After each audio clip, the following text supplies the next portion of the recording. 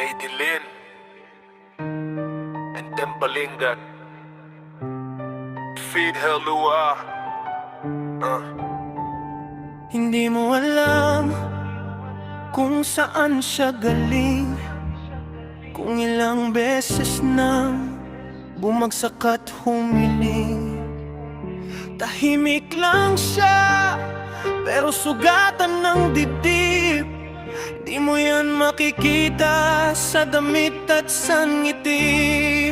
Huwag mo munang husgahan ang tao, dahil hindi kayo pareho ng landas. Iba ang kwento, iba ang bigat.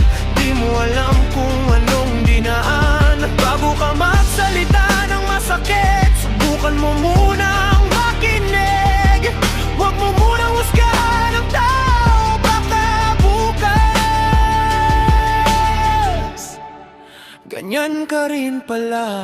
Madali kasing magturo at mangutya kung hindi ikaw ang kumakayod sa umaga. Baka yung tawag mong tamad ay pagod lang, at yung tingin mong suwail ay nagtatapang-tapangan lang. Huwag mo munang husgahan ang tao, dahil hindi kayo pareho ng landas. Ibang sugat, ibang lunas. Di mo alam kung kanino siya kumapit nang siya lang mag-isa sa dilim. Bago mo siya sukatin sa mata, subukan mo munang damayin.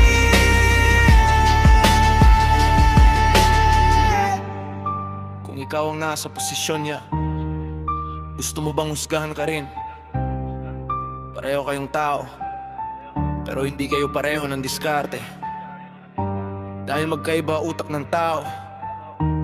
May tao lakarans mag-isip, may tao din na mabagal mag-isip. Pero isa lang ang pangarap nyo, ang maahon sa hirap. Huwag mo munang husgahan ang tao,